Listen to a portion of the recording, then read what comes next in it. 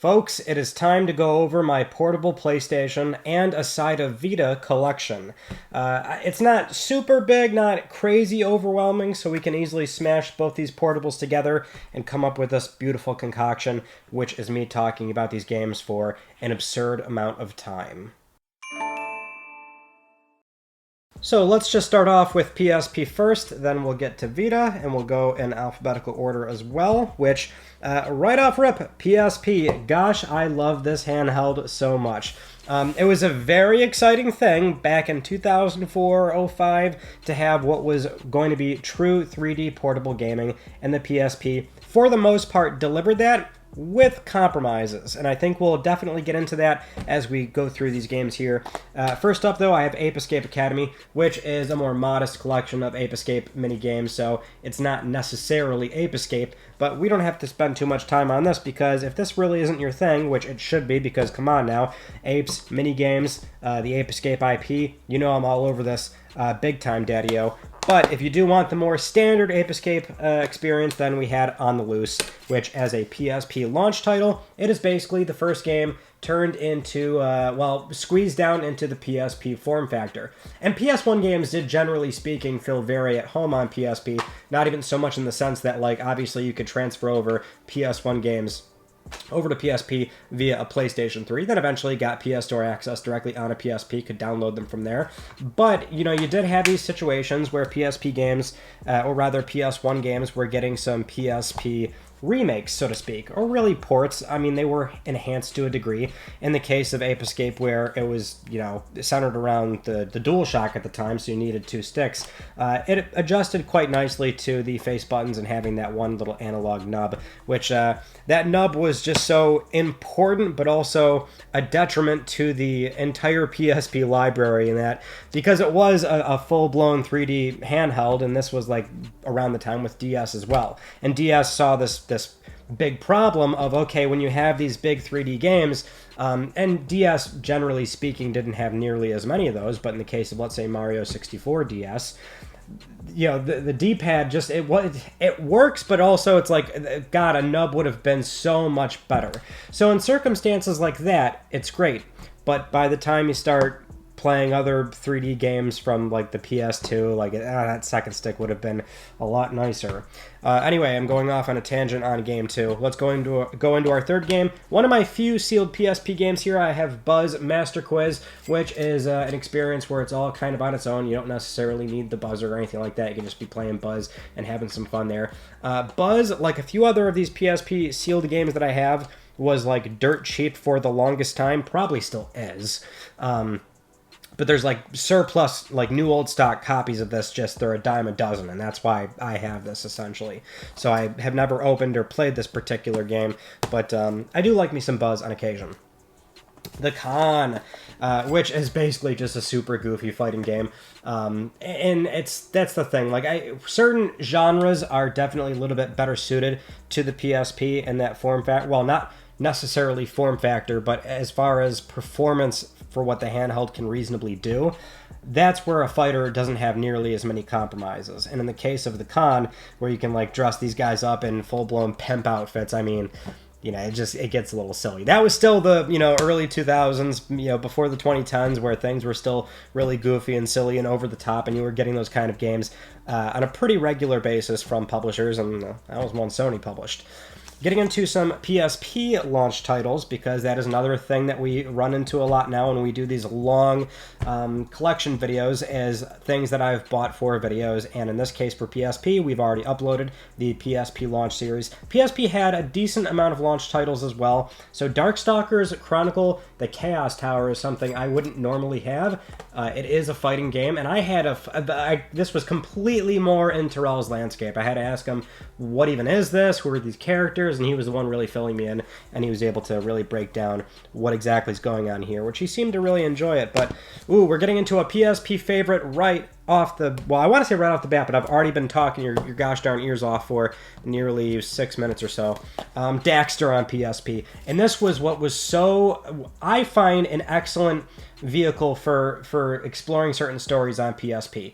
It's just those PS1 or PS2 games, a lot of PlayStation 2 games, a lot of existing franchises where you can take these secondary characters, these side characters, and explore what they were doing in those plot lines. And so Daxter was just absolutely perfect for that. I love that we got a game about primarily Daxter, who pound for pound can easily hold the story on his own because he is that comic relief side character who is so funny. And it's just, I mean, when this game was announced, you've got to imagine young Ryan that's a huge Jack fan. I'm tripping all over my words. I'm just getting so giddy about this game. I love it so much and so dearly. But I was so pumped. I'm like, oh my god, it's so cool. We get to play as Daxter and see what he was doing for the 2 years with Haven City when they got to Haven City and he ran off trying to save Jack. And he just shows up in the inside Baron Praxis' little warehouse prison thing. And getting Jack, you get to spend 2 years, well, really about 6-7 hours or so as Daxter to explore that whole thing. And historically very important for Ready at Dawn, where they had some serious challenges trying to extract a lot of, at the time, now that we know from Andrea Pacino with that one interview from Ben Hansen with MinMax, actually they were like the leading studio on PSP at the time, and they were able to extract a lot out of the hardware, which a lot of other teams were really struggling to do at the time, and certainly for what is a 3D platformer. Now I want to give a huge shout out to this game as well, Death Jr. This was one where this franchise debuted on PSP, so it was an original IP that was very much suited for the PSP platform from Konami. What I really liked about Death Jr. is just, I like the premise, you know? I mean, it's definitely a Halloween-esque game with Death's kid, basically, but I loved that shtick. I remember seeing gameplay in the early trailers that were uploaded on, like, game trailers, basically, of this game, and I was like, oh, that's so cool that PSP's getting something like that. Because that was the appeal, you know? Obviously, there were a lot of games where, or at least the mindset at the time for a lot of gamers was, ooh, I can't wait to see this game on a PSP. And that game in your head is an existing franchise, something that, you know, you've already played on PS1 or at the time PS2, and you want to see some different entries or exploring different side stories like Daxter. But there's still, I mean, the PSP was still very much a platform wanting some original IP. And Death Jr. I found was excellent. It was one of the first games I picked up, and because it came out slightly after the North American launch, and I just think it was so good. But getting back to those existing IPs, so we've got Dragon Ball Z Shin Budokai. I've also got DBZ Shin Budokai Another Road. And now I gotta admit, I haven't actually spent a whole lot of time with these. I primarily played a lot of Budokai, which at that point, here's where like it pains me to admit, you know, it was fun to see a lot of these games come to PSP, but by the time they came, they either were just the kind of experience where, I guess compromise is the best word, but in some cases they were just really light on content. So whether it was light on content or you just, you know, it didn't feel quite the same as like the PS2 entry or something, it like felt visually impressive, but then it didn't really take much time to see everything, do everything, or just kind of have your fun with it and then put it down. And it just didn't quite hit the same as the console versions. But Shin Budokai was still an excellent game. Excuse me, I'm being gross. Dynasty Warriors. This is one where it's also like a pretty... it's a visual... I don't know if showcase is the right word, but quite impressive, given that you have so many on-screen enemies. And that is the whole shtick of Dynasty Warriors, is seeing those real battles, seeing so many people on screen, and just the hack and slash nature. But I've said time and time again that for Dynasty Warriors, this is not really an IP I care too much about. So it was picked up simply for the launch games video. Next up, the Eye of Judgment Legends Sealed. We only got a physical in Europe, so that's why I got a PEGI rating right here. I had actually picked this up in one of our collection updates from not that long ago, I want to say. So I still have not opened this or played it, but I'm a huge Eye of Judgment fan. So when it came out on PlayStation 3 with the PlayStation Eye, and it was an original TCG, I don't want to gush over this again, but that premise was so goddamn cool. In the case of Legends for PSP, this is standalone. It's all digital and baked in-game, so you can basically just play this on its own, which that's why I want to play this, because I think the card game that they did come up with is fun, original, and it works. right? So it's like it's not even so like I think you can remove the novelty of having the mat and the actual physical cards. I think you can play it on its own. So that's why I bought that, and I'd love to at some point get around to it. Now, a bite-sized game that works on a bite-sized handheld is Fat Princess Fistful of Cake. Later down the PSP life cycle too, so you see this is when Sony was updating the box art, so which is really annoying if I can just get on the soapbox for a little minute. Now they're obviously front-facing, adding some brand designations like PlayStation Network, only on PlayStation if it's an exclusive, but it's always the spine where for some godforsaken reason they made this one smaller compared to because I Judgment's one of the newer ones. This is the OG right here, so you can see how that just gets really annoying, right? So the original banner and spine was much longer. Got rid of the colored PlayStation logo. Just kind of a pain. But outside of that, Fat Princess, it looks and plays beautifully on PSP, and it works out very well there. Field Commander. So here's one thing I can admit for some of my PSP games. Terrell, best friend, of course, I've already referenced him, is he at one point was basically looking to offload his PSP collection. He didn't have a ton. I think he had like maybe 15 to 20 games, and I just said I'll buy them. So he had this, or at least I'm fairly certain he had this. Otherwise, I might have gotten this from maybe a random lot. I don't think I needed this for a video, so I'm fairly certain he had this. And there's just a handful of things in here where it was a bulk buy from him, and I inherited a lot of his PSP games. He basically got rid of his handheld and all of his titles, which, if anything, that's what makes these games a little bit more sentimental to me, is that I know that they came from him. So, having said that, I haven't played Field Commander. I couldn't tell you anything about this game. And there are a few titles in here where that's going to be the same case. Although PSP is a platform that we're talking young Ryan, so some situations with PSP, I did sell games to buy games. I always say like PS3 and up is where I stopped having to sell games to buy games. I started keeping everything on around PlayStation 3 upwards. So PSP was just on the cusp of where I absolutely sold some PSP games to get that flow going. But that was still like a time of Ryan playing a lot of his games. He was young, he was unemployed, he had time to play these games. So what Terrell also had, I know these, I got this from him, Final Fantasy 1, Final Fantasy 2, and also Final Fantasy 4. He actually had a ton of these. So, of course, these are great options to play on PSP, at least back then. I mean, nowadays there's so many ways to play some of the OG Final Fantasies, but I still think having them on PSP hardware is really cool. And also, if we can just take a second to appreciate PSP cases, that's what I also thought was super, super cutesy in a way with PSP. And same for DS, is that for a while, Game Boy Advance and under, you were basically getting cardboard boxes, and everyone threw those away. Nowadays, it's like obscenely expensive if you want to start collecting CIB Game Boy Advance games. But you know, either way, it was still really neat that these portables felt like they deserved physical cases, and they're also just cute because they're smaller, right? And there's also the UMD, which on its own was very kind of a clunky thing of putting that in the back, and then you can hear it loading where the PSP's going. Tsh, tsh, tsh, tsh. But hey, I mean, it worked. It was a cool storage medium that Sony definitely banked on. If anything, I should pull out my very small collection of UMD movies. Maybe we'll do that towards the end of PSP here. But anyway, those Final Fantasies, great options to play those. He also had Dissidia Final Fantasy. This is the fighter, right? So this is not something I would normally play.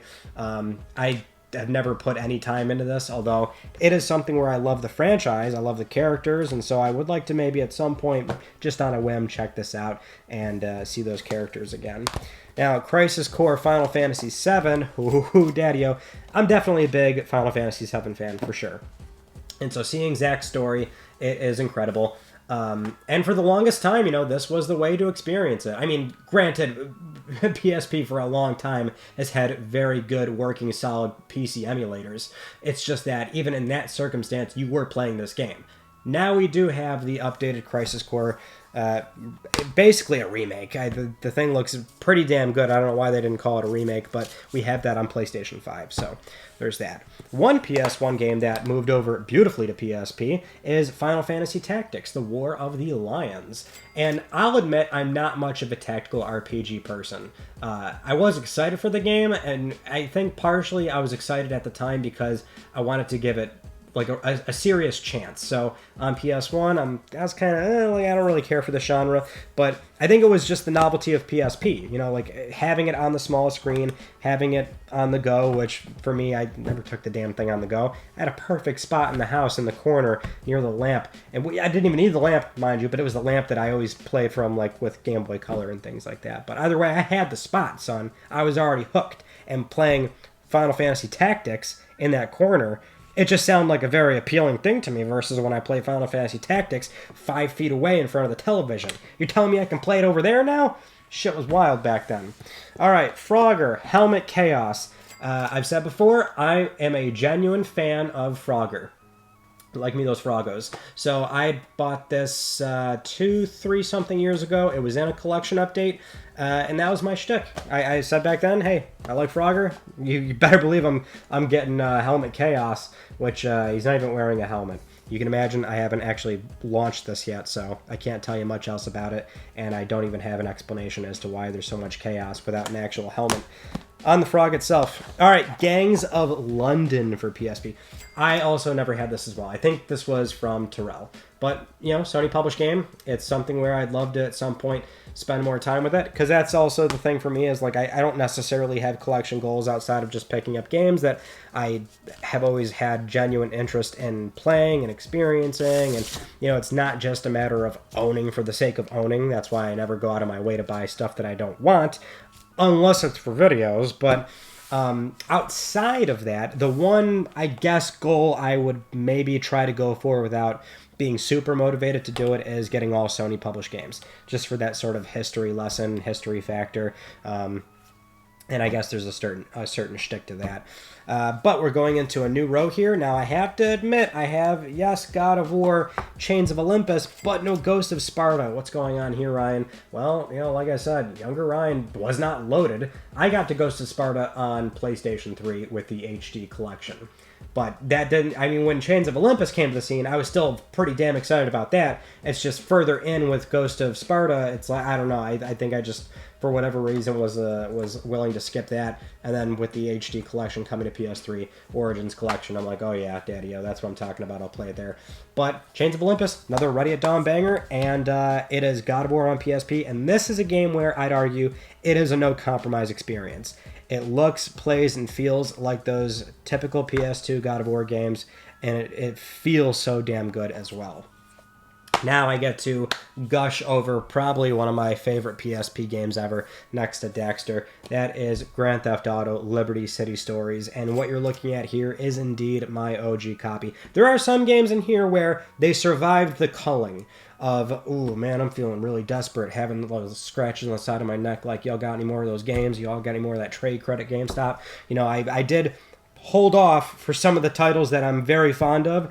Liberty City Stories is one of them. I always say I'm a very big Grand Theft Auto fan, and I was damn near busting a nut at the idea of a full-blown 3D Grand Theft Auto game, Liberty City on the PSP, and that is, as I like to say, a no-compromise experience, for the most part. I mean, it didn't run super well. It kind of had this weird ghosting effect when the characters running around. I forget the guy's name. But I remember going 100% on this. I was going for hidden packages, did all the like paramedics and things like that. I just, for the whole scrolling stat list, I made sure that thing showed 100%. And also, with the ad hoc multiplayer, this, believe it or not, was the first sort of real multiplayer Grand Theft Auto game you could experience. I mean, San Andreas had that weird two-player thing where you have to stay within the same zone or something, and obviously that's not fun. So what was really great was my one buddy, Michael, not Terrell. Shocking, I know I have more friends other than Terrell. But me and my friend Michael, we both had our PSPs. We would play Liberty City Stories, and it basically had a versus mode, a deathmatch mode or something like that. There were different modes you could do, but when it was just me and him, we would do like a deathmatch, and the whole city was open to you. And so you could pick like these crazy outfits and skins, kind of like a GTA Online.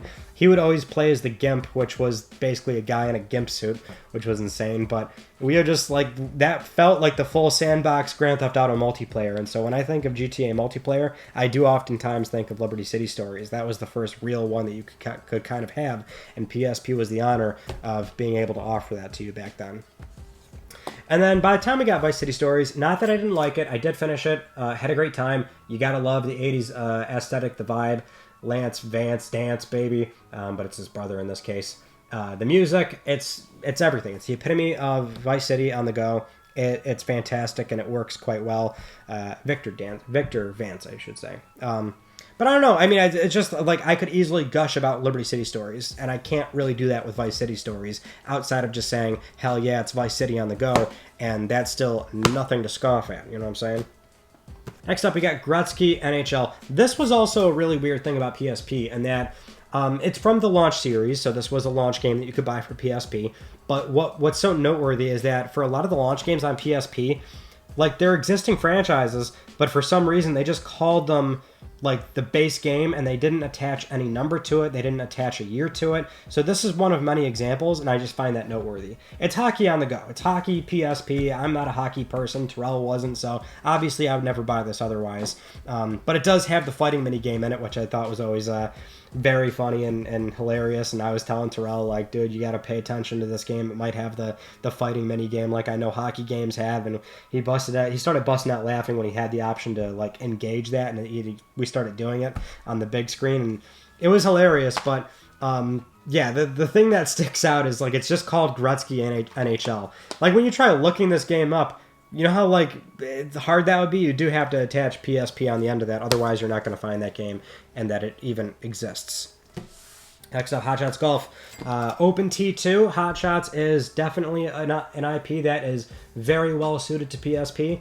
And I do recall as well with PSN and being able to download demos closer towards when PlayStation 3 came out and PSN was more firmly established for PSP. Excuse me. Downloading demos. So I had the one Hot Shots demo that I replayed a lot before I finally had the game myself. But Hot Shots feels very good on the PSP. And then we've also got Hot Shots Tennis Get a Grip, which this was Terrell. So this is his. I never got around to playing the tennis one. Same for like the PS2 entries. Like the other Hot Shots games, for me it was always golf. Next up is Jeanne d'Arc, and I don't remember a goddamn thing about this game. Other than, I know I didn't love it. And when I say that, I mean I might have played it for an hour or two and maybe put it down. So that just might be more of a personal preference kind of thing. But it's definitely a sort of highlight in the PSP library. It does tend to come up with lists or things that you should play or buy or pick up for the PSP. So I don't want to discount it. It just wasn't really for me. But Killzone Liberation was pretty damn cool. Which, you know, normally I wouldn't be super into the idea of... Because, you know, this is where you got to, like, PSP has to know where its place is. Now, PSP did have first-person shooters on it, don't get me wrong, and those on their own are kind of a problem because the PSP doesn't have a second analog nub, so the few FPS games that are on there, you're using the face buttons, and that just feels awful. To be point blank, it feels awful. So, the point is, even though PSP had FPS games, I think it was the right call to not ship Killzone as an FPS on PSP. This is an isometric, sort of strategy viewpoint kind of game. And at first, I really did not like that. I'll be honest, I really didn't. I bought it at the time, gave it a chance, and eventually I'm like, yeah, this just, I don't really care for this. I did eventually go back to it, though, which was on PS5 through Implicit Conversion's emulation port on PS4, PS5, and I had much more fun with it back then. And it was actually quite challenging, too. I was using Rewind like that bitch owed me money. Anyway, next up we have Kingdom Hearts Birth by Sleep. I think this is the PSP entry that I played a little bit of. I've said before, like, I'm not a huge Kingdom Hearts person. I do enjoy it. It's definitely something I like. It's just not very high on the totem pole for me. But it's been so long since I played this, I couldn't really tell you much about what even is going on in these games. But to be fair, even when people do play those games, sometimes they can't tell you what's going on in them either. So sometimes you got to think about that. Next up, actually, I should maybe move this stack because my mic's right there and I don't want to block the audio. I think I did that last time too, and it didn't sound very good. All right. Next up, we have Kingdom of Paradise. This game didn't spend too much time with it either. It's, from what I recall, it's kind of janky feeling, and that's also the case for a lot of PSP games. is that they feel, you know, a little bit stiff and they don't really hold up that well. They weren't really, they weren't really good back then either. But next up, an IP I love dearly, LittleBigPlanet PSP. Well, it's just called LittleBigPlanet, but here's the thing, is that I redeemed, well, at the time, I didn't buy this right when it came out. Now, you would think I'd be super excited, and I was, but, you know, this, like, what was this, 2000, the LVP PSP was either 09 or 09 or 10, somewhere around there. Was still tight on money. Now, granted, I just said earlier, like, by the time PS3 came around, I was no longer selling games. That's true. But that still is pretty prohibitive to buying a lot of games, so I did have to make some compromises. LBP comes to Vita. I don't buy it. But the great thing about Sony the Sony Corporation, about Sony Computer Entertainment, is that PlayStation Network went down for a month. Damn near a month. 20-something, 23 days. And by the time it came back, the Welcome Back program, would you like LBP PSP on us? And I was like, yes, I feel wronged. Of course I'd like it for free. So I had played it shortly around that time after. So this copy I got much later.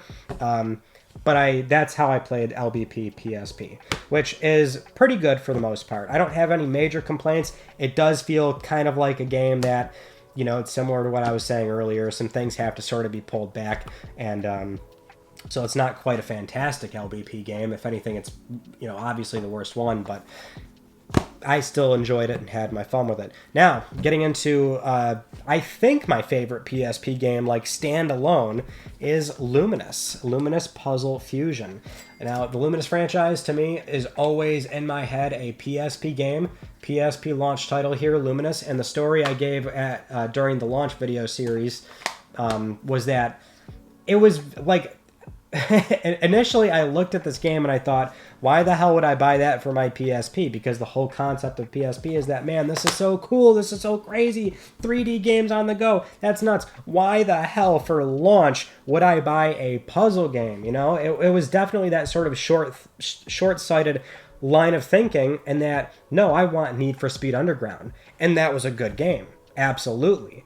But it was still very misguided of me to think, like, oh, why would I get this standard 2D puzzle game on the handheld that finally unlocks the possibility of Grand Theft Auto on the go? Eventually, I sort of just, like, got over whatever sort of stuck up my ass that I had, and I thought, you know what? I keep hearing so much about Lumines. Everyone says it's so good. The reviews were crazy. I'm going to go out and get it for myself and try it, bring it home, and... sure as shit, you put headphones in and you just get lost. The game is definitely like a puzzle game, but it's like half puzzle, half music. You play it with headphones and you just get lost in the experience, and goddamn is it just so good. And occasionally I will go back and play on PSP hardware just to feel something again. And you know what the crazy thing is? I do feel it every single time, and that's magic. Not every game can do that for you. And if I want to go back to actual PSP hardware, I have no choice for Lumines 2. Because Lumines has a remaster on PlayStation 4, which I'll admit, I do tend to play that a lot more nowadays, even though, again, it's fun to go back to PSP hardware. But 2, only on PSP. And 2, they definitely went off their rocker here, because you can just have full-blown music videos in the background. I don't think they don't use a screenshot on the back, but the Black Eyed Peas are in this bitch. That's crazy. Just... straight up, the music video plays in the background. They never did that again, mind you. They never, like, as far as I'm aware, there's no other Lumines entry where there's just music videos in the background. But, like, that's what I like about it. Like, they knew what the experience was about, and they just leaned into it. So you just have, like, music videos in that. It's awesome. It's like MTV. All right. Me and my Katamari. So yeah, you can imagine that your boy was full mast for this when it was announced and eventually released. And Katamari is one of those games where it is dependent on 2 analog sticks, because that is how Katamari plays. It definitely can feel very unnatural for people when they're using 2 sticks to move forward, back, left, right, and then like going opposite directions to speed up the Katamari and things like that. But the PSP entry, it still plays and feels good. I mean, of course, why wouldn't it when you're just leveraging, I think it's like L and R to sort of choose the directionality of the Katamari, if I recall correctly. But it's super fun, and I love the little island, and it's the same thing. You can get the cousins, dress them up, go roll up some things. It's Katamari on the go, and it is like an experience that doesn't feel like it's worse on PSP, which can't be said for everything else in here. Medieval Resurrection, so hey, we do have a PS1 game here that, for the most part, does feel right at home on PSP. And Medieval is the kind of game where it feels very janky and clunky, but that's sort of the charm of Medieval. And PSP, I think I've got no qualms with that particular version. Metal Gear Acid, though, so similar to Killzone Liberation, right? You're not getting a full-blown Metal Gear game. You're getting something just... There's that relinquished idea of like, well, we're not doing a full Metal Gear game on this. Well, at least not initially. So it's like, okay, here's this like tactical strategy game with like, you know, it's like turn-based and things like that, which I don't hate. It's just, you know, it's kind of similar to FF Tactics, War of the Lions. Like, I'm not super jazzed about it. I think if you love the IP, then you kind of don't care about a major genre shift. You just want to spend more time in that universe. So for some people, they were very happy about that. Portable Ops, Portable Ops plus Sealed. I think Terrell had this, and I don't have Peace Walker. So that's the thing. Like, Peace Walker was a really big deal for PSP. I don't have it. I've spent no time with it. I know that might be a tragedy to some Metal Gear fans. Although, in theory, we're expecting that game will show up again in a collection volume 2. But having said that, I can't say anything about this game, and I can't say anything about the Peace Walker that I don't even have. Mod Nation Racers PSP. It's basically just a little like squished down version on PSP, so you can do like little portable or customizable tracks and things like that, but you know, it's still, there's a lot of things you can't do in this game, which fair enough. It's weird. You know, Mod Nation, it always felt like the sort of stepchild next to LittleBigPlanet, and even though it got the initial PS3 entry, got a PSP version, eventually got a PS Vita one as well. I don't know, it's just, I think looking back, everyone just sort of looks right past this game. But it is fun, it's quirky, it has its own little, you know, there's something there that's enjoyable. MotorStorm Arctic Edge.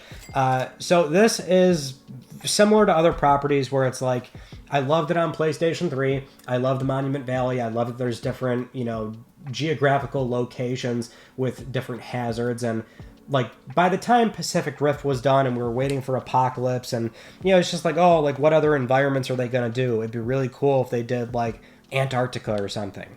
And sure enough, that was the home for the PSP version. Eventually got a PS2 port as well, but it feels like a PS2 game to me. And it, for the most part, does play very well. Doesn't look nearly as good, because that was like always the appeal with MotorStorm, is that it was a looker on PS3.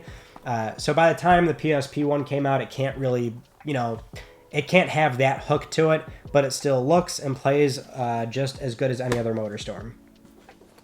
N+, here's a cool little thing we can also sort of reference for PSP, is that N+ is, you know, one of those bite-sized-ish smartphone, tablet games, or whatever you want to call them. But those games, eventually, during that bleed-in from... Because, mind you, PSP in 2005 to 06, this was still before the iPhone. This is before smartphones ditched buttons and they went full screen and being this really giant platform for mobile games. So PSP had this small grace period where it felt like you really were getting a true portable experience that was focused on button play, and then eventually you had the smartphone come in, and so a lot of those games eventually were pretty much only iPhone, iPad versions, things like that, and they were catered to touch and cursor play. But every so often you had a game like N+, where, you know, whether it was, I mean, these games were on PC too, don't get me wrong, but, you know, you had a lot of these smaller, bite-sized, either PC or mobile games that did eventually get DS and PSP versions, and they would get retail versions as well. So N+ is one of those games. I mean, it's pretty much a quintessential PC game, to be honest, in that it's very repetitive with the levels, which are quite small, but the whole premise is to jump this little guy around and make sure you get to the end safely, and it's a very trial and error where if you die, you reset immediately. And I don't know, I think I'm going off on a huge tangent, which is not making any sense, but I tend to do that when I start talking this long for games. Anyway, NBA PSP, like I said earlier, with NHL, Gretzky, whatever the fuck that was called, same thing. Just NBA. That's all it's called, NBA. NBA PSP. Like, if you just look this up, you have to write PSP, and chances are you'll probably find the other NBA PSP games. You have to go out of your way to say, like, NBA PSP 2006, or 2005, rather, and then you'll find this game. Which, hey, I mean, me and Terrell messed around with this when we were doing the launch games. Yeah, it's an NBA game. Looks and plays okay. Now we're getting to... Oh, wait, that's a row. That's a row done. Hold on, folks. Okay, my launch game for PSP, Need for Speed Underground Rivals. Only had one game. And this was the game I got, excuse me. So, the story I can give with this is that I had enough money to buy a PSP day one. And young Ryan was very proud of that. However, what he didn't have money for was a game. And that is legitimately the case. I don't think I really had a game plan going in outside of, oh yeah, I'm going to get this PSP. And you better believe I'm going to play the hell out of that sampler disc. My mom took pity on me, and she's like, really? You can't get a game? Ugh. Get a game. And so she got me Need for Speed, and ooh, I was so excited because this would have been the one I wanted, right?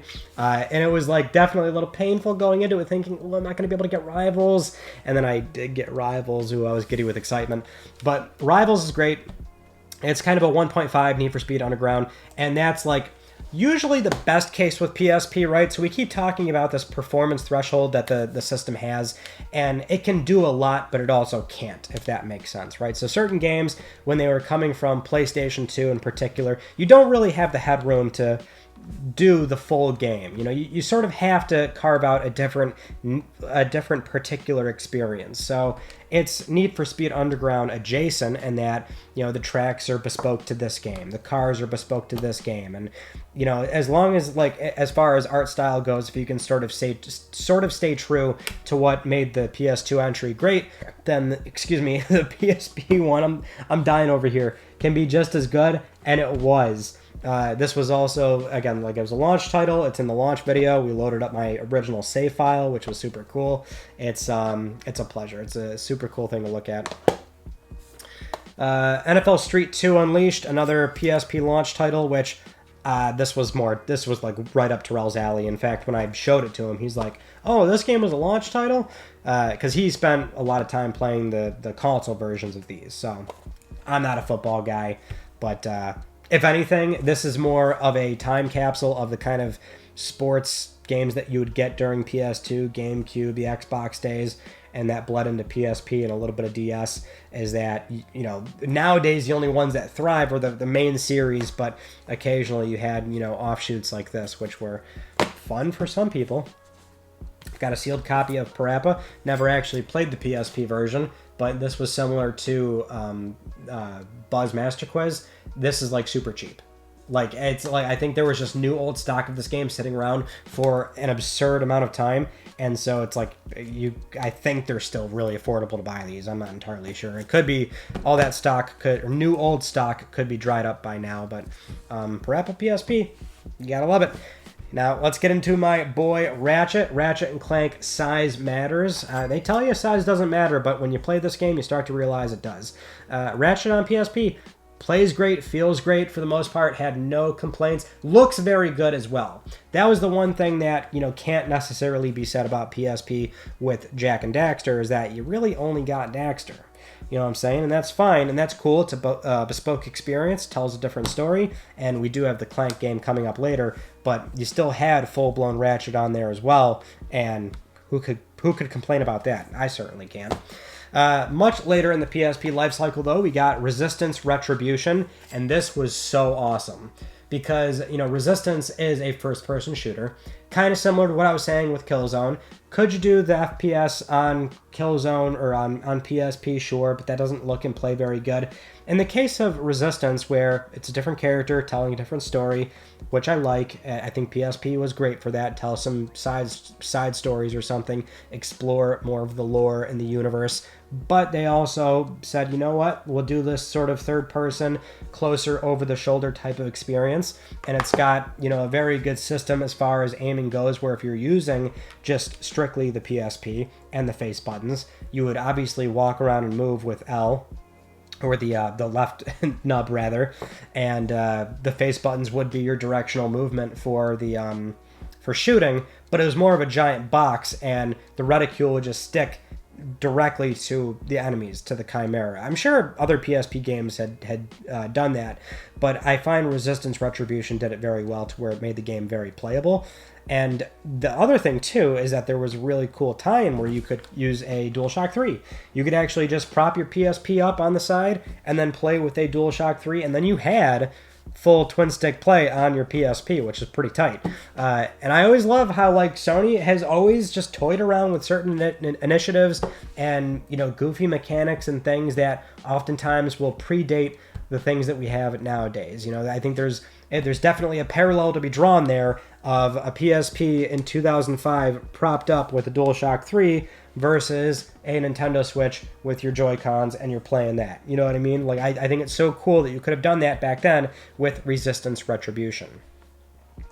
Moving on to Ridge Racer PSP, another launch title, and you better believe it's a Ridge Racer through and through. Looks beautiful, 60 FPS, and I mean, what more can be said outside of what is always the thing with Ridge Racer and that franchise? As I've said before, they do show up on a lot of launch lineups. Like, that was just the thing. You'd see Ridge Racer on PSP, PS3, PS2, Xbox 360, the 3DS. It is a launch lineup game, and you're going to see me say that again when we get to PlayStation Vita. But the damn thing is, they're always great for, I mean, when I say great, I mean, you can't go wrong with it. I mean, I don't love Ridge Racer, but would I play that on day one? Hell yes. And so you got that on PSP. I didn't get my copy, though, until much later, obviously. Now, another kind of kooky thing is like, oh, man, Rock Band on PSP. How the hell do you even do that? Well, you just do it. Rock Band Unplugged, which later in the PSP lifecycle, to the point where you had PSN availability, so the game very much was an a la carte platform to where you buy it, and then you can download music and everything, and have your fun with it that way. But it's all just on-screen controls. Just, basically said, yeah, you're not going to have that really weird accessory that the DS had, where you stick on like what is the Guitar Hero one, you like strum it like that, which, don't get me wrong, like, that's super cool, and there's a novelty to that, but there's also just something so therapeutic maybe about like just not dealing with that at all and just having a standard rhythm game. It's Rock Band, and you just use the face buttons and the D-pad, and it worked really, really well. So Rock Band Unplugged is super fun. All right, there we go. Secret Agent Clank. I mean, look at this guy. He's fucking spiffy in that suit right there. Yeah, it's Clank. It's Clank. He's walking around. And now I do recall a lot of people at the time were like, it's fun, but it's maybe a little clunky, and there's not really a whole lot here to enjoy. I don't know. I didn't really buy into that. I think as long as you start, explore that separate character and give them some time on their own, for me at least, and maybe this is just younger Ryan speaking, but that was enough. So even because Daxter's clunky too. Daxter doesn't play super clean, but it's like I'm Daxter and I get to explore this time so it's the same thing with Clank. It's fun. SOCOM, U.S. Navy SEALs, Fireteam Bravo. So yeah, we got our SOCOM game on PSP as well. I'm trying to remember why I have this or how I have it. I don't think it's from Terrell. Because I'm not really a SOCOM person, but based off these screenshots, it looks like you're pretty much getting SOCOM. So, yeah, I'm struggling to remember how I have this, because I'm more than certain I never bought this on my own. It might have been from a mystery box or something. I can't remember at all. But what I can say for Spider-Man 2 is that it was another launch title, and it's basically the same thing as Need for Speed Underground Rivals. It's like a Spider-Man 2 1.5 bespoke version. So, and I would say it's a 1.5 version in the wrong direction, and that it doesn't really play all that well. Kind of looks bad, but I still think that's pretty true for a lot of Spider-Man games that aren't the ones Insomniac made. I'm sorry. I hate to crush nostalgia for anybody that enjoyed Spider-Man games, but I don't know. I think by the time you have Insomniac showing up in 2018, it's like, goddamn, you're telling me Spider-Man could have been this for 20 goddamn years, and nobody was doing it? You know what I mean? So, PSP 1, it doesn't really hold up. So this was definitely Terrell's. Street Fighter Alpha 3 Max. So, we're moving on. Not a fighting game person. But, hey, Siphon Filter Dark Mirror and Siphon Filter Logan's Shadow. These games, for the most part, play pretty well. I mean, I think Siphon Filter always felt a little bit clunky when we're talking about the PS1 entries. But these still felt pretty okay. And, you know, it's Gabe Logan. I mean, there's the whole premise of Siphon Filter, maybe by today's standards, comes off as very early 2000s spy movie. Like, this is so cliche, but, you know, that's what makes those games fun, I think. Tekken Dark Resurrection. So fighting games, like I said, these do, I think, play and feel and look beautiful on PSP, and I'm always very partial to Tekken. So Dark Resurrection was something where I had no problem spending some time with that. Same with Tiger Woods PGA Tour. Now, this was the launch one, so as I mentioned before, with the sports games in particular, really weird. It's just called Tiger Woods. There's no year on it. Now, the thing is, I had got this for the launch title, or the launch series, but Ryan, young Ryan, I can't believe I keep talking in third person. I don't normally do that, by the way, just for context. I am not one of those people, just to get that out of the way. But young me did have Tiger Woods, I think it was the following year, or, yeah, it would have been the following year, wouldn't it? 07, because this is, this would have been, if it was named a year, this should have been 06. But I had 07 on PSP. Because I genuinely do enjoy Tiger Woods games every so often. So that one back then I had bought, but this I didn't get till much later for the launch series. And yeah, it's Tiger Woods. I think this was Terrell's as well. Tokobot, I don't have any goddamn clue what this is. I'm assuming it's kind of like a Lemmings where you use a bunch of these little robots and solve some puzzles or something. So I'm guessing that's what's going on there. Tony Hawk's Underground 2 Remix for PSP, another launch title, fantastic. I think this was either my second or third PSP game that I eventually got, based on when, because Underground Rivals was first, so this or Untold Legends was second or third, and I think Luminous was like the fourth one. I don't know why this matters and why this is pertinent info, but I do find it's important for my story. And let's face it, this is all just me babbling at this point, but this game, plays well. It's Tony Hawk on PSP. The thing is, you're going to be using the D-pad on that anyway, so like that game felt, I think, right at home on PSP. Twisted Metal Head On.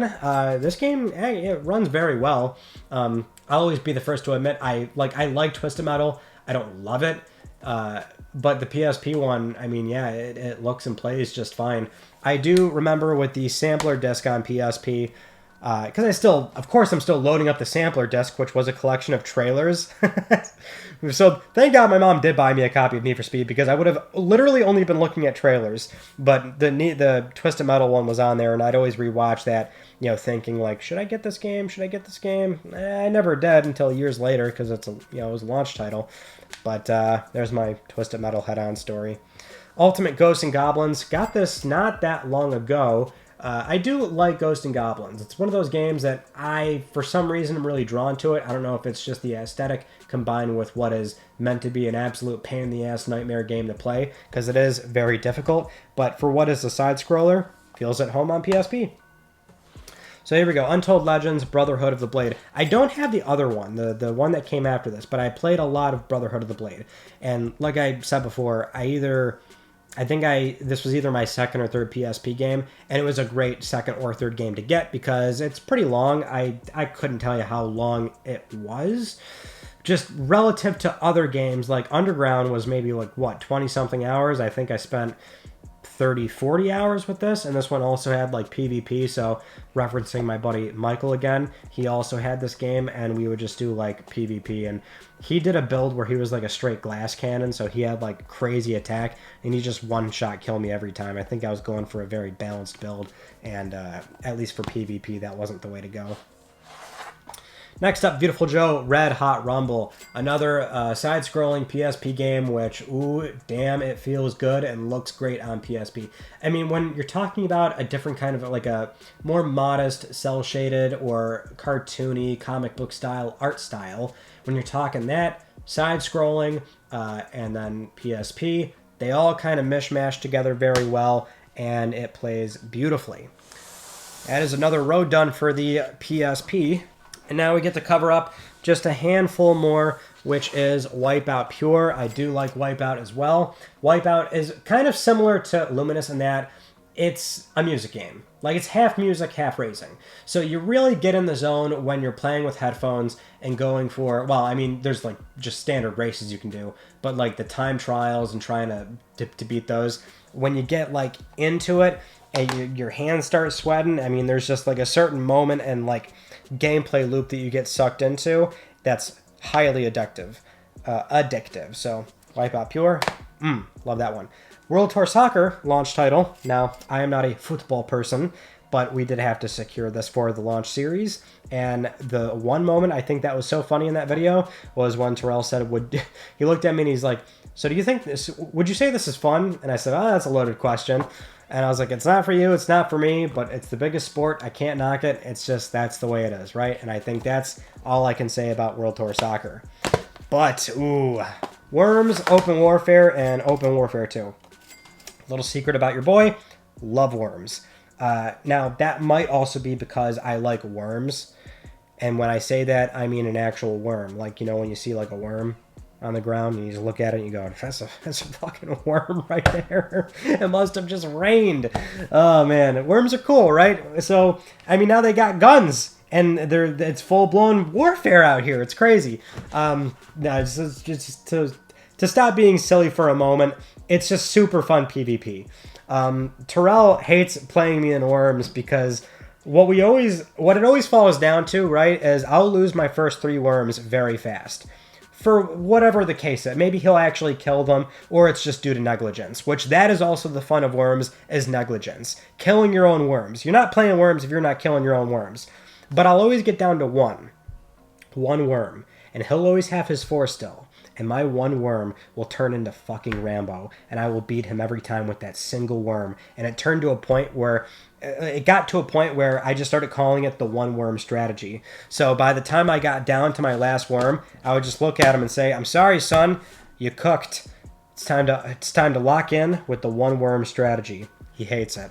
But the damn thing is, I don't know, like, something opens in me, and it's like, oh my god, like, this is it, my life's on the line. And that worm turns into Rambo. He's out for blood. I'm out for blood. Don't let me have one worm, that's all I'm saying. Okay, now we get to move on to my beautiful, lovely PlayStation Vita.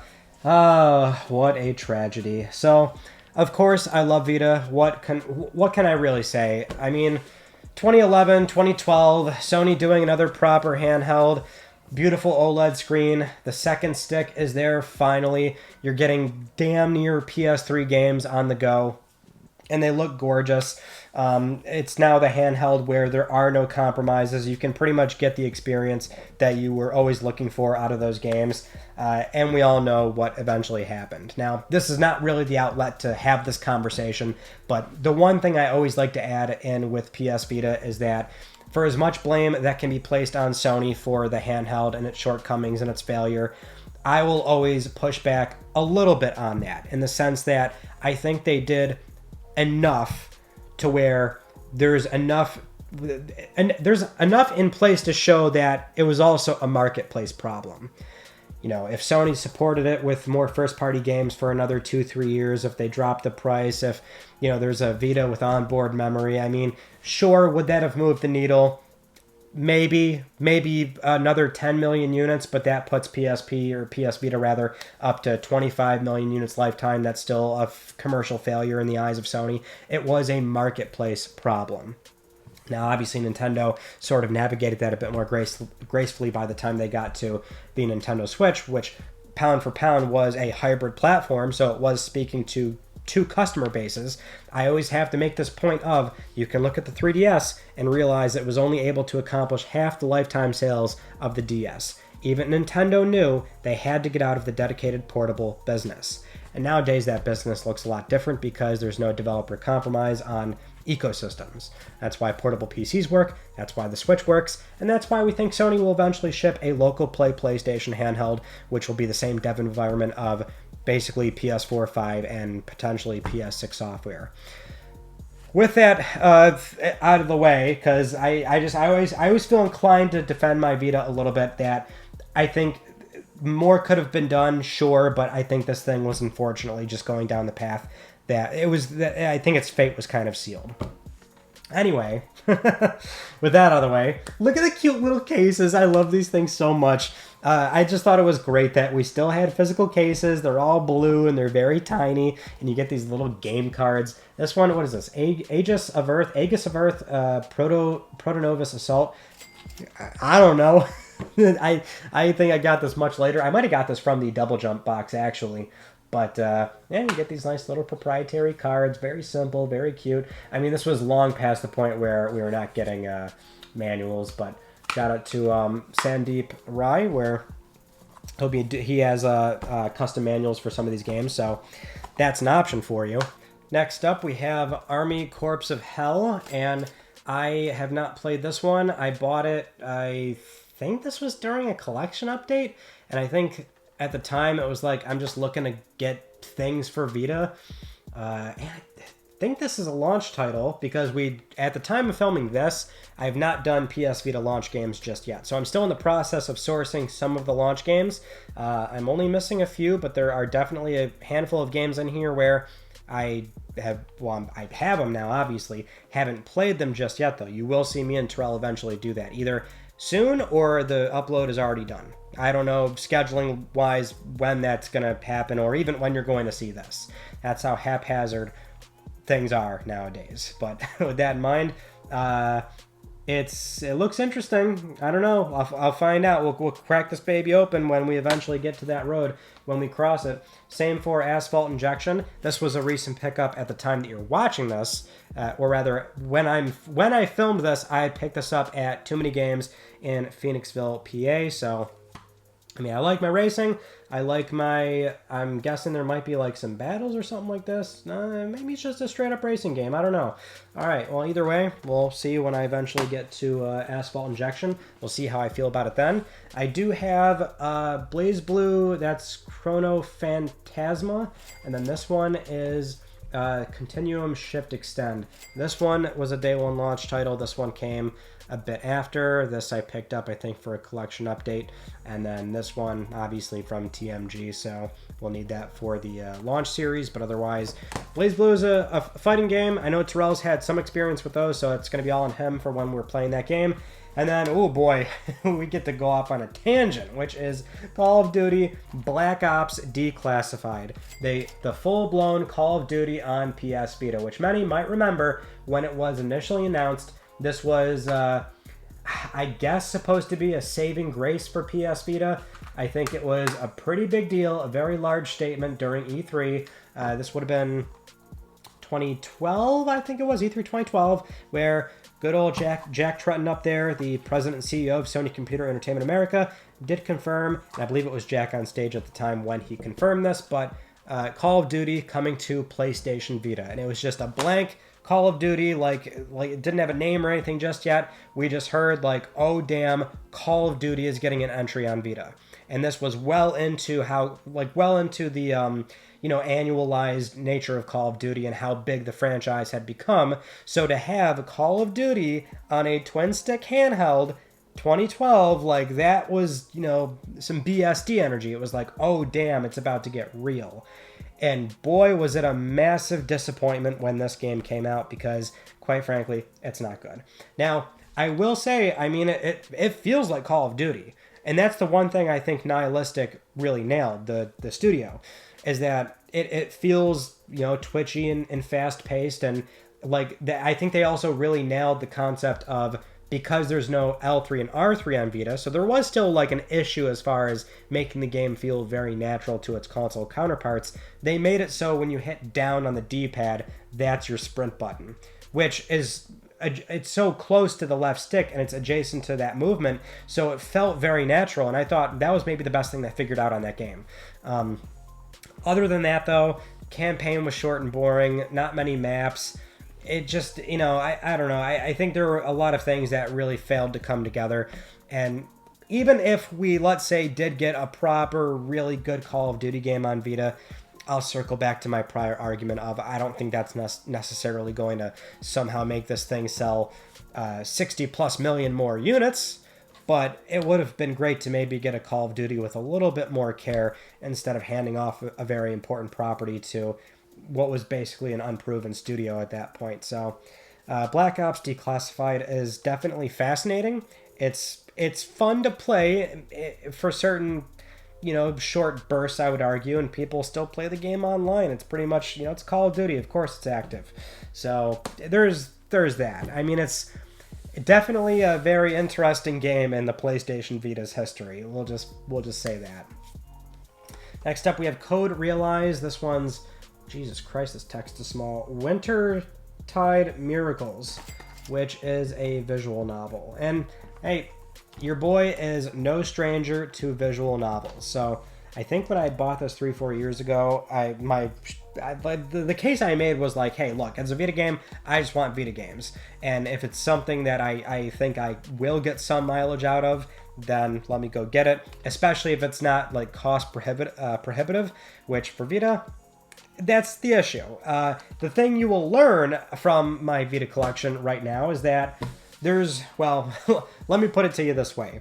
There's two kinds of Vita collections, I guess you could say. There's a collection like mine, where it's a lot of the standard, semi-established publishers shipping games to retail. And then there's people that have those games, and then LRG sets. Damn near complete LRG sets. There are Vita diehards that they were there for every LRG drop and bought every numbered Vita game, damn near most of them. And by the time other limited print companies showed up and they did some of the bigger box Vita games, I've seen people with insane Vita collections that will fill out this entire wall. And there is that much Vita physical out there. You wouldn't know, but there are some diehard Vita people out there. I see you. I love you. I support you all. And, I also support your wallet, which took a pretty big beating to accumulate all that Vita stuff.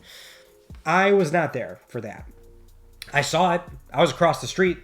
I would always see the billboard up front, hey, get this pre-order in, but I was not doing that. So all my Vita games are primarily going to be the stuff that did get to retail from your sort of bigger known publishers like NIS America with Danganronpa, Killing Harmony V3.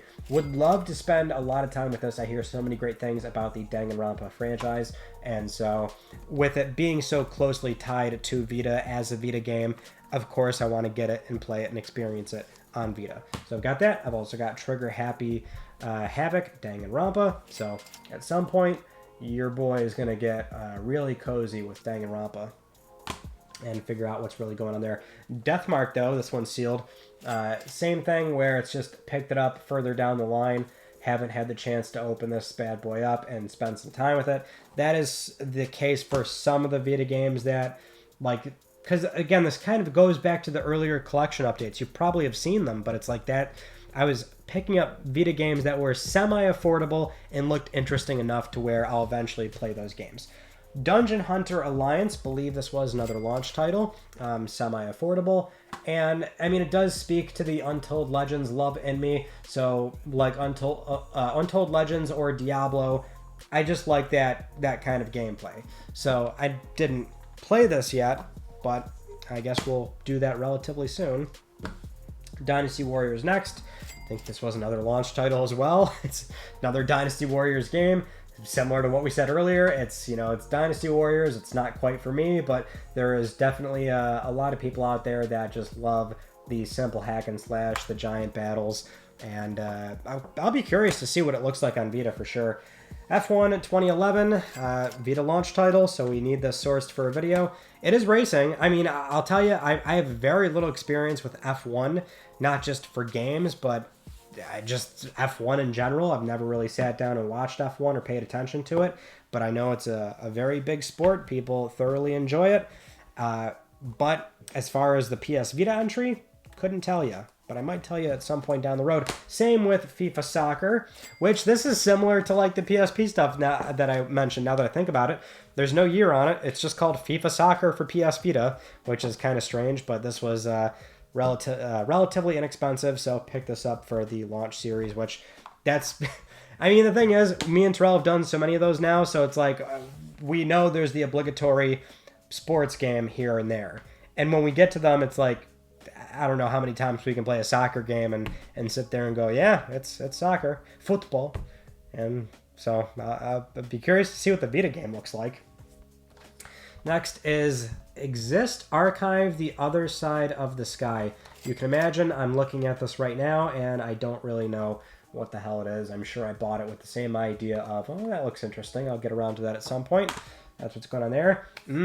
Okay, now we can get into the PS2 remasters that made their way onto Vita. A beautiful trend from the PlayStation 3 days is that Sony and all other publishers had the wise idea to start packaging their PS2 entries into one Blu-ray disc, ship them on PS3, give it HD, and hey, they're PS2 games. They're still fun. They're just as fun on PS3 with trophies, and you better believe that's going to be the case on PS Vita with less frames. That was maybe the biggest problem with a lot of the PS2 collections that came out on PS Vita, is that frame rate took a hit. Now, I actually didn't play 10 or 10.2 on PS Vita, because I played the PS3 HD collection, and this is the thing that I actually did not like about Square's conscious choice of combining the trophy list.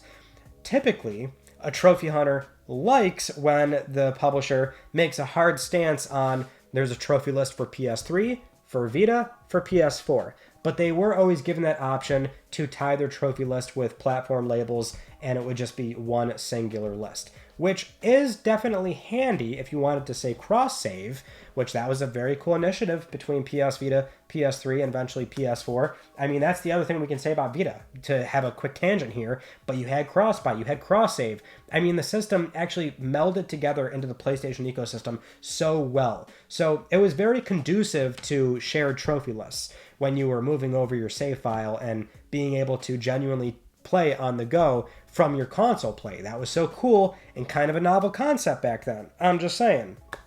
But with that tangent aside, I platinumed on PS3, so I'll admit, I didn't really have that desire to do it or play the game again on Vita when I'm not going to get a platinum. Although, I think eventually if I ever get ready to do another Final Fantasy X playthrough, I might just damn near do the Vita version, because why not? I'm actually not sure if this Vita version, if the frame rate is bad on this one or not. It's the other PS2 games which are definitely a bit rough. And we should also mention that the game cards definitely were not typically big enough to include all PS2 games. So you can see here for 10.2 that for Final Fantasy X-2, on the bottom there, it was a download code that you had to, own it that way. But you can already see your boy does have an import here, which I should have clarified. I had one import for PSP. It didn't include that. In some cases, I will stick the import next to the other North American games. Typically, I don't do that in cases like this. It's right there. Why not? So 10.2 does have its own separate physical port on, or physical retail release on PS Vita. And the thing with Japan is that, I mean, they liked Vita a lot more than pretty much everywhere else, because the country leaned very handheld based rather. It was a marketplace that still definitely enjoyed handheld gaming. So if you're into imports, I mean, Vita's got a lot of that stuff, which is cool. But it also lends itself to getting physical prints for something like this. So now it is in Japanese, and this would be a very difficult game to play in Japanese, but I also love 10.2 dearly. I'm still working on my abhorrent Japanese myself, and so it would be great to at some point go through that game with my very broken Japanese. Freedom Wars for PS Vita, a very fun original PS Vita game, which is now living a new life, licensed out to Bandai Namco on Switch, PS5, and also PC. But it was one of those 2013 PS Vita games where it's like, hey, this actually is super cool. If you got a Vita, you got to go out and get this game. It was propped up right next to Uncharted, right next to Persona 4 Golden. Very cool with the Monster Hunter-esque battles, but the whole shtick is that you are a prisoner and your sentence is 999,999 years, and every little battle and thing you do lowers your sentence, and you got to keep doing that to fight your way to freedom. It was a really awesome concept, and to me, it still feels, plays, and it's right at home on PS Vita. Now, we do have some PS2 games here. God of War. So the God of War collection includes 2 full games, and this I don't remember being as bad. The beautiful thing is that, yes, they gave these games separate trophy lists, so I was able to do them on PS Vita, which your boy obviously did. I don't recall God of War actually being that bad, so these are actually, I would say, like, good to play on PS Vita. PS Vita. I really got to enunciate here. Gravity Rush, though, another original PS Vita game, Japan studio. Kat from Gravity Rush, I mean, she's a vibe, she's a look, she's the kind of character that I think, if anything, has sort of graduated beyond the just like the original PS Vita entry. Obviously, too, on PlayStation 4, the first game got a remaster on PS4, but it's like I said with Freedom Wars, like this to me, it's a Vita game. Like it should be played on Vita, and that's where it feels right. And Gravity Rush is it's very cool, very fun, very different. Does get a little bit, it makes it a little dizzy if you don't really like the sort of leaping and jumping around and the twisting of gravity, but otherwise it's very good. Hot Shots Golf World Invitational as a launch title. Hot Shots, I think, never looked better on PS Vita. I mean, it looked good on PSP, but I played a fair amount of World Invitational. Don't have my platinum. Now it's impossible. There were some online trophies tied to it, but they were a little bit too steep for my liking, especially for a golf game where, for what they were asking to get like an albatross and just, I think it was like the main storyline and beating the character, it was going to be like really tough, and I think it's actually quite a difficult platinum as well, so something that I've unfortunately not accomplished, but I am at least confessing that to you right now. Now we get to Jak and Daxter, the Jak and Daxter games on PS Vita, my beloved games. All 3 were indeed on PS Vita, and they all 3 indeed ran very poorly. Jak 1 isn't too bad. Jak 2 and 3, it's where they start running pretty poorly, but that's not going to stop me, obviously. I love Jak, and so that's kind of where I have to leave it, outside of just, it was still neat to see all these PS2 games be on PS Vita as well. It's sort of like realizing what the PSP couldn't reasonably do, right? When we were talking about PSP, how a lot of things were a 1.5 entry, a more unique bespoke version, or if they tried to port the game to PSP, it would be a lot of compromises. Vita came around, you finally got those PS2 games, but even then, it kind of sucks that they just ran as bad as they did. Now, a PS Vita game that any PS Vita owner should get. Killzone Mercenary. Looks gorgeous, plays great. It's still got the sort of heavy Killzone feel, but if we're talking about a, what was this, 2014 Vita game? 2013, if I recall correctly, but I mean, no, it's 2014. It's just so good. Guerrilla Cambridge, they served this game well, and it was online for a very long time until they eventually shut it down, and now there is private service for this game too, I believe, so it's not completely dead, but it was a Killzone game through and through on PS Vita, which is quite impressive given that a lot of the PS2 games just were not really that well optimized for Vita, but Guerrilla Cambridge came in with an original Killzone game, which, pound for pound, I think Killzone is more of a PS3 game to me, despite its PS2 entry, but Mercenary, it's great on Vita, for sure. I've also got Lego Chima Laval's Journey. I don't know why the hell I bought this. I mean, I like Lego games, don't get me wrong, but I've never seen this, and I think it was just like dirt cheap. Launch title, Little Deviants. This is pretty much the propped up game for the one.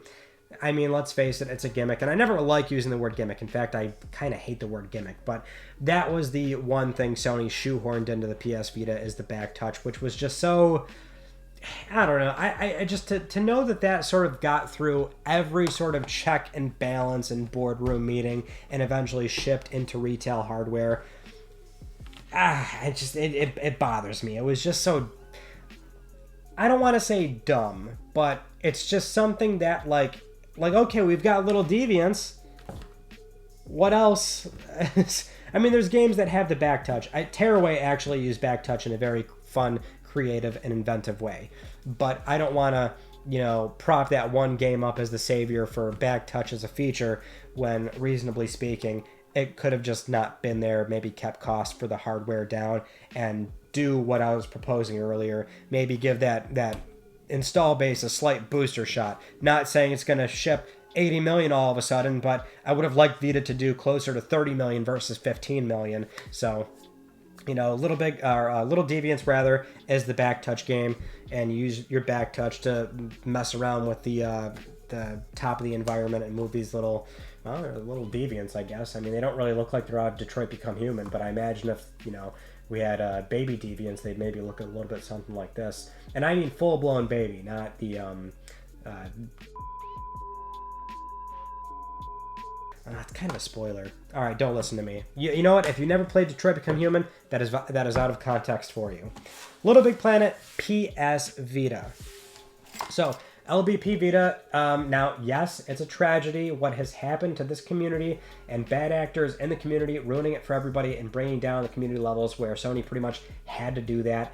And, you know, for what are old legacy games, you're sort of crippling Sony's position of warranting supporting those games. But LBP Vita, I've actually got, I know, 2 copies of this in here because I was using 2 Vitas to help boost because there's prize bubbles in the game where you need like at least 2 other players or something like that. So I was boosting with myself because I hate having to use other people if I don't like things being barred behind requiring another player. That's why I have 2 copies.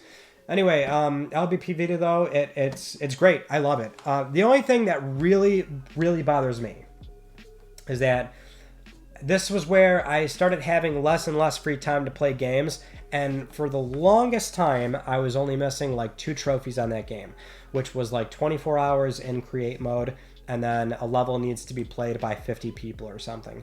And I thought, well, that's no problem for me. I actually love creating an LBP Vita. I don't have to cheese that. I always like to say I was a sort of moderate creator or intermediate builder on LBP. That's the way I like to phrase it. I wasn't an expert, but I like to put a lot of time into it and make semi-crude contraptions and levels, and I would put like hundreds of hours into LBP. So like I had no problem building on the game, and it was cool that it was on Vita, and it was like the full creation suite for the most part. But I never got around to actually doing that. And so by the time, well, there never was a time for me because the servers got shut down, and so I never really had that opportunity to clean up the last 2 trophies, which I think would have been easy enough for me. I would have easily spent 24 hours in create mode, and then to get 50 plays, even by the time the game was nearly dead. Maybe that's the one thing I can use for social media presence and having this channel is say, hey, could 49 of you go out and play my level real quick so I can just get that trophy? Definitely abuse. Most people can't do that, but I would have done it like to get my silver and get the platinum. But yeah, it's just like that bothers me. Like I'll never be able to earn that legitly, which I was able to do in the other LBP games. So that sucks. But you know what doesn't? Having a Luminous game day one, just like PSP. And, I wasn't going to make the same mistake again. This was an easy cop. Luminous Electronic Symphony. Now, if I have to be honest, and I almost always am with you all, I pretty much am always, honest to a fault. I don't play a lot of Electronic Symphony. I don't know what it is. I think when it comes to the skins and the music, remastered on PS4 or the OG game is just, that's always, like, the bee's knees for me. I should go back to Electronic Symphony. I don't know what it was. Yeah, I remember this one skin with this like big like kaiju looking guy in the background, and yeah, it's Luminous. I can always have a good time with Luminous. We're on another stack by the way too. I gotta put these away. But that's my one little shameful thing is that I'll be honest, I don't play a lot of Electronic Symphony. All right. Next up we have Metal Gear Solid. The collection, that would be just 2 and 3 HD collection. This was a somewhat recent pickup, I want to say in the last 2 or 3 years or so. I think these are kind of the same as the other PS2 entries. It's like frame rate's not great on them, but I haven't had the chance to dive into those in particular. If you want a physical Minecraft PS Vita copy, you can only get that in Japan, but it does have English, I believe. So you do have at least one option, because I think the Minecraft... I think we did get a retail copy, but it was like code in a box. So if you actually want a cart then boom, Japan right there. I kind of fingered it a little bit. That was slightly inappropriate, but at the same time, it's Vita, so I mean, I'll get a room later, you know what I'm saying? Mod Nation Razor's Road Trip. I mean, the big crux of this game was no online, which it's like, how do you make that decision? I don't know. It was a launch title, but similar to what I said with Mod Nation before on PSP, and, well, the same for PS3. I feel like Mod Nation just kind of always comes and goes, and as far as PlayStation games that you need, or PlayStation published and developed titles, it tends to be a game that, you know, people don't recommend or they just forget to recommend. But I'll always vouch for Mod Nation. It's definitely fun. Mortal Kombat on PS Vita. You can play as Kratos. Very cool. Always love those crossovers. Why do I have Mortal Kombat? I'm trying to remember sincerely, and I really don't know why. I don't recall when I bought this or the context of why I bought it. It's a fighting game that's not Tekken, so, you know, what does that really say? Need for Speed Most Wanted. So this was a game I picked up first initially for PS Vita Online, because once we started doing that series next to PS3 Online, it was like, oh, well, Vita doesn't have nearly as many games. What's something that we can look for? Oh, yeah, Most Wanted on PS Vita, which I believe the player pool is split, so you can play between PS3 and Vita, and so usually if you're playing the PS Vita version, you're seeing PS3 players as well, which helps this game. I think that's the case. I could actually be wrong about that. Some games, it's a split pool, sometimes it's not. And it's a shared pool rather, so it's better for the Vita player because that way you can probably find people reliably online. But anyway, this is the full Most Wanted game on Vita, and it looks fantastic, by the way. So, like, it's awesome to have that. I mean, and I like Need for Speed too, so that's not even a problem, right? But now we get into pretty much the best Vita game, depending on who you ask, which for a lot of people, the answer will be Persona 4 Golden. And, you know, I got into this a little bit in the PS2 collection if you watch that, but Persona 4 Golden is the kind of game that sort of gets over that hurdle, I think, for a lot of folks with this idea of where the game feels at home. Because Persona 4 came out in 2008 on PS2, so this came out much later on PS Vita, but I think it was actually, in a way, despite the much smaller install base, exposed to a bigger audience on Vita, and so this, for the longest time, was the quintessential, if you're getting a Vita, get this game. You know what I mean? So, various YouTube videos and podcasts, that was the recommendation. You gotta get Persona 4 Golden. And so that's why, for a lot of folks, like, the Aaron Fitzgerald take on Chie as a character, like, that's their Chie. Because Chie has a different voice on the PS2 version. And now the entire cast is going to be different when we get that remake in 2027 or something like that. But yeah, Persona 4 was the first time or Golden rather, was the first time I played it on Vita. And that was my first Persona game. And, well, I'm knee deep in it now. I'm sucking the precious teat off that cow with Atlas where they just keep squeezing. And yeah, I have no problem. Yeah,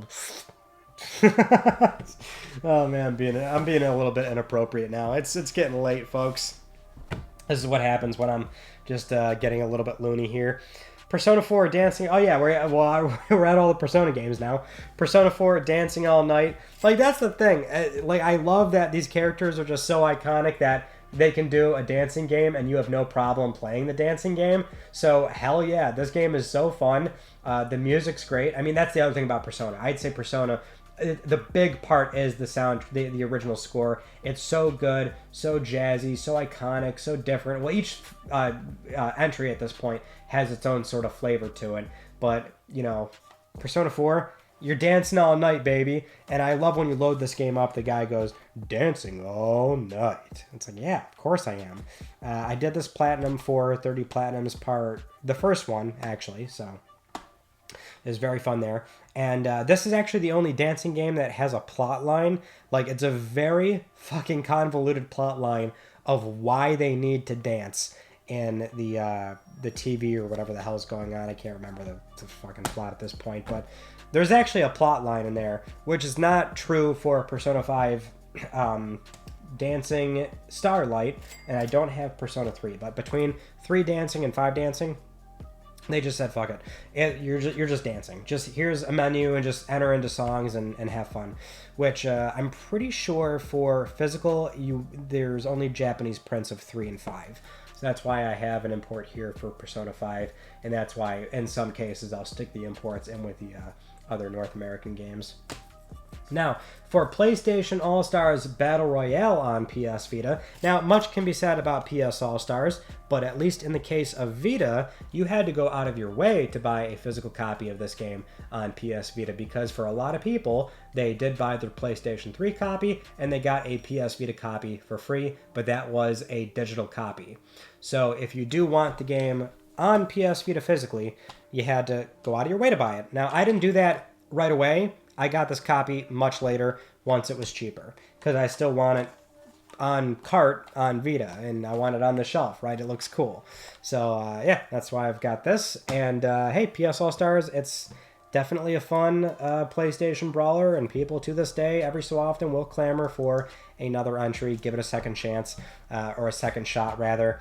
My thing with PS All-Stars is that I think Sony should have, like, not done basically a Smash Brothers. I think they maybe should have done something similar to like Budokai Tenkaichi or something. Maybe go for a full-blown 3D arena and really lean into what the characters can do, which is far beyond just side-scrolling, fighting, and knocking off the arena, or in this case, using supers. So that's my little thing with PS All-Stars. But next up, PlayStation Vita Pets.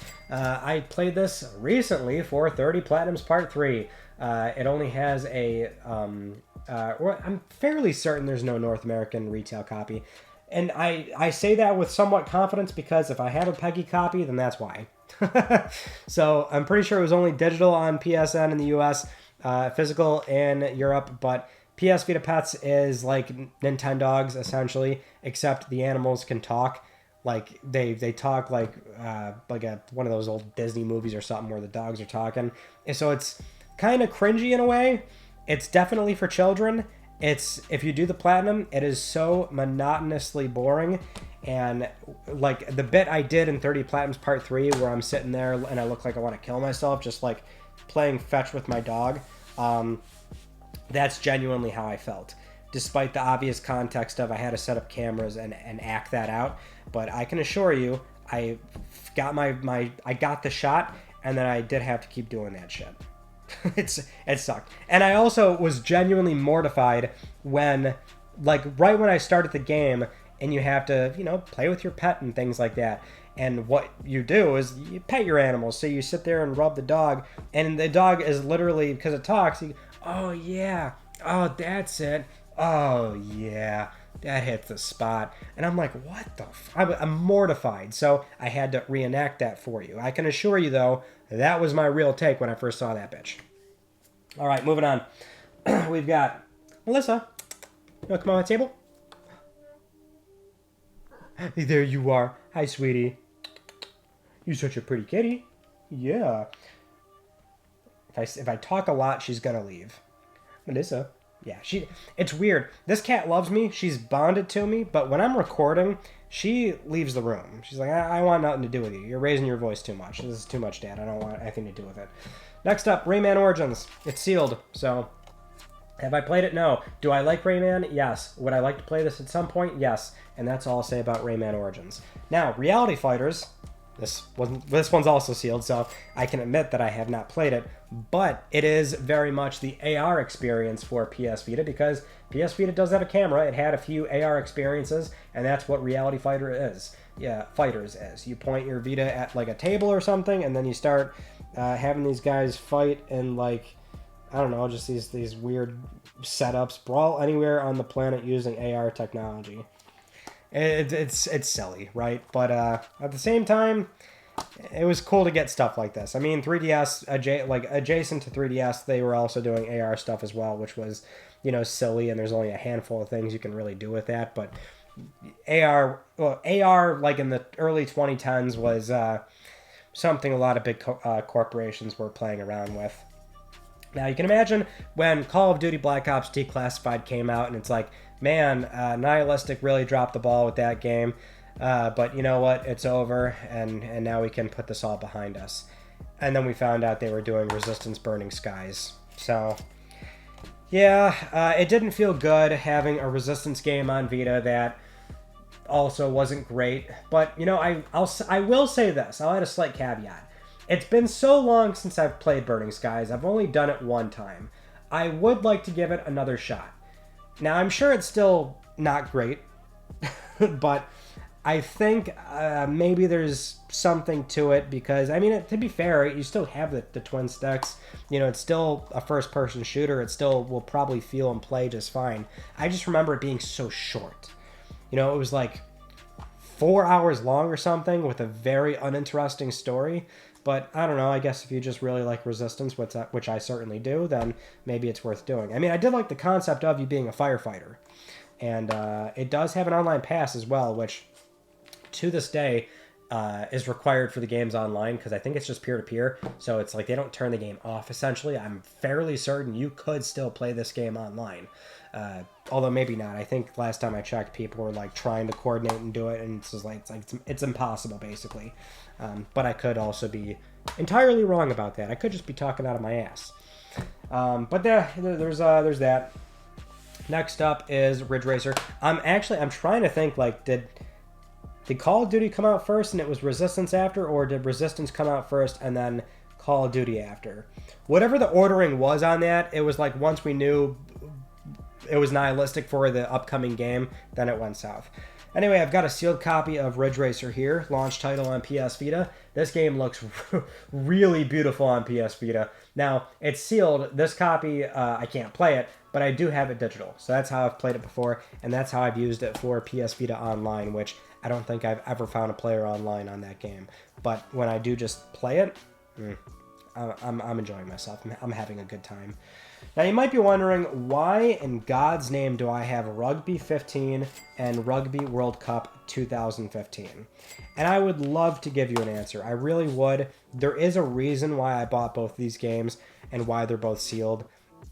Sure enough, you could probably speculate that it was related to a video. Excuse me, and you would be correct about that. So I'm going to leave that there. I do have Shantae Half Genie Hero on PS Vita. I feel like Shantae is, I don't want to overuse this phrase here, but right at home on Vita, right at home on a portable. So absolutely, I've got the PS Vita entry here, and I've played a little bit of it, but I've never like gone through the entire thing. I know it's a very manageable platinum. It's like 12 to 15-ish hours, and for a while that was shortlisted on 30 Platinums Part 3, as in it was a possible candidate, but it didn't make it into the video. A lot of Making 30 Platinums Part 3 is coming up with a list of about 40 games, and then there's like 8 titles or so that have the possibility of not being used based on the progress that I'm making. For that being a 15-hour game, it didn't make it. But that's why that's there. Shinobito 2 was recently acquired. It's a launch title. I don't know anything about it, but I will eventually play it and tell you about it when I do get to that. So that's what's going on there. Shovel Knight for PS Vita. Shout out to Yacht Club Games, and shout out to Celia Schilling over there for helping me acquire a copy of this. Shovel Knight, love them. And I will say too, I eventually want to try and get the platinum for this game. Shovel Knight is a very difficult game, but not to a fault. It's not like it's a huge pain to do so. It's very skill-based. You know, if you can't manage it, then that's kind of on you. But that's what I think is so fun about Shovel Knight. So it's the kind of game that I really enjoy, but I've never truly sat down to like give it that go. And I think the game is more suited to the PS Vita than it is on console. So Shovel Knight that'll get cracked at some point. All right, Sly Cooper on PS Vita, 3 full games, digitally remastered in HD. Sly Cooper, I remember being pretty okay on Vita, wasn't the worst. It played pretty well for the most part. I think it definitely had its frame rate drops, and they were more reserved to Sly 2 and 3, but I had no problem whatsoever replaying the Sly games on Vita, and they felt pretty good on Vita as well. I mean, I think a lot of the PS2 platformers, they worked. They worked well on PS Vita. Next up, Sonic All-Stars Racing Transformed. So, you know, I've said prior I'm not much of a Sonic person, but This was acquired for the for PS Vita Online because this does it's a shared player pool between PS3 and Vita, so it's really helpful to try and find players online when you're playing on Vita. So that's a great way to, you know, if you're looking to play the game online, because I think it does still work. It might just be peer-to-peer, so that's probably why. But that's why I have the game, and it's more fun than I would have thought. I mean, I'm pretty picky with kart racers, generally speaking, because, excuse me, in my book, it's like Mario Kart or bust. But it's fun. It's got its moments. Now, Soul Sacrifice. Soul Sacrifice essentially was Sony's answer to missing out on Monster Hunter on PS Vita, which was incredibly detrimental to PS Vita, and in particular in Japan. We all kind of knew that, but Shuhei also was very open about that somewhat recently when speaking with, I think it was Kit and Krista, but, you know, no, actually, I think it was with his conversation with Colin, where he pretty much aired out that info of, you know, losing Monster Hunter to 3DS at the time. Big deal. So Soul Sacrifice is basically a Monster Hunter. I've got the platinum. I think I put like 60 to 70 something hours into this game. I liked it a lot, and I enjoyed the plot. You know, the whole sacrificing your like life force or something, and sacrificing your your soul. Not to be very on the nose. I don't know. I'm getting to the point where we're down to the wire, so I'm like fishing for things to say to you, but Soul Sacrifice is very fun. I don't have Delta though, and I feel like every time Soul Sacrifice comes up, I have to say I still don't have Delta.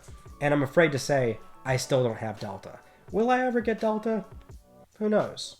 But what I do know is that I played SpongeBob Hero Pants for 30 Platinums Part 1. And at first, I was genuinely excited to play what was a like licensed kids game again, because for 30 Platinums Part 1, that was back in 2019, so it's like damn near 6 years ago now. And at the time, I was like, you know what? I'm actually like super on board with playing a game like this again. You know, it's been a while since I sort of had the kid fun in me. And after an hour, I was so over it. I'm like, this is so shallow. There's nothing to this. Super basic platforming, not very fun combat. There is no combat, really. It's just like you just walk around and pick up coins or some shit. So it wasn't very good. Spy Hunter was for 30 Platinums. Was this part 3? This was part 3, right? Yeah. It's got like these like tailored sort of levels and sequences where you're just like on rails going, well, you're not on rails, but you know, it's very linear with the path, and you have a target that you have to blow up or chase, or somebody's chasing you. It's that. It's like you're glorified doing Spy Kid, Mission Impossible type scenarios, and it's fun for maybe the first 2 or 3 of them, and then after that, it gets very annoying. So platinum-wise, that game was kind of a drag. Oh, Street Fighter Cross Tekken PS Vita. This was also for 30 Platinums because it does have a shared player pool with PlayStation 3, and this was something where easily got Terrell to play and talk about this game for PS Vita Online. I don't remember which year that was, though. All right, that's a row done. We got only a little bit left, folks. Now we get to talk about a very special PS Vita game, Tearaway. And this is, like I alluded to earlier, the kind of game where it used the camera, it used I think the front and back camera, used the back touch. It was also heavy on front touch. I mean, this thing got you to put your fingerprints all over your Vita. If you didn't know your Vita that well, you got very acquainted with it with this game. But Tearaway, it's a very cute, artful, beautiful game that, because of all those gameplay elements that it leans into, it doesn't feel like a gimmick in the context of this game. It feels fun and delightful, and also what I really loved about the game was the storytelling element of you, like yourself, you're in the game. That is the whole point. They really lean into that with the camera. You are literally in the game, and I just remember it being very special, and it kind of is frustrating in a way that we know that, you know, Media Molecule had a team that kind of chipped away at Tearaway for a little bit alongside LittleBigPlanet, and also them getting into Dreams and spending a ridiculous amount of time on Dreams. And it's like, you know, Media Molecule still has creative, you know, very hardworking people that can go off and do something like a Tearaway, I feel like they should have always been doing experiences like Tearaway ever since they shipped it on PS Vita. So that's the thing that always kind of gets me, is that we maybe didn't get another, Tearaway type game, whether it was on Vita or not. It was just, the fact that they were able to make a game like this, and then we didn't see it again for, I want to say quite a while, but quite frankly, that's it. Like, we had this, and like, I love LBP, and I like Dreams too. I do like Dreams, but I would have loved to see them keep doing things like Tearaway. Next up, talk about touching, right? Touch my Katamari. That's right, touch my Katamari. I've got another Katamari game, and man, it's a franchise I love, and I love seeing it everywhere I go. So when it got a PS Vita game called Touch My Katamari, I lost it. I absolutely lost it. But what is really frustrating is that it doesn't have a platinum, and that was the most tragic thing Namco could have ever done with this game. I've got 100%. Cool, but like, why would you not put a platinum in this? Granted, whenever they do platinums for Katamari games, there is always that dreaded 100% collection trophy, and that is a pain in the ass, especially because we're talking about a game that is not very traditional with collectibles. The game has thousands of things to get, and a lot of it is sort of, I don't want to say out of your control, but it's out of your control in the context of, because there's so much, nobody would reasonably come up with a collection guide for every item. So oftentimes there's guides for hard to miss items. But sometimes you already get the hard to miss items. You know what I mean? So it's like, oh, how do I not have this one thing that I should just have?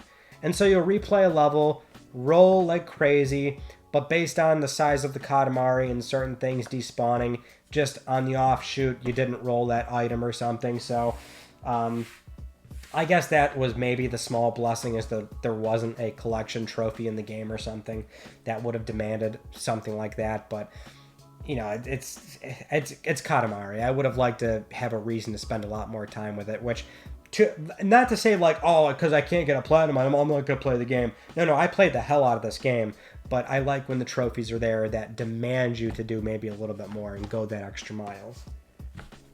Ultimate Marvel vs. Capcom 3 is a launch title, recently acquired, and we haven't filmed that video yet, so I can't tell you, because it's also a fighting game that I most certainly didn't play on my own. Now, finally, we get to the U's here. Uncharted Golden Abyss, Bend Studio, a masterclass in what is just a gorgeous fucking PlayStation Vita game. It's a no-compromise PS Vita game. It is genuinely one of the most impressive things that Portable has ever done, and I would argue to this day, the game still looks really damn good by Nintendo's Switch and maybe even Switch 2 standards. I mean, it's kind of insane when we first saw NGP, the next generation portable. That was the semi-formal announcement of PS Vita, is that they called it NGP, and they showed off Uncharted Golden Abyss, and it was the most impressive, visually stunning thing on a portable.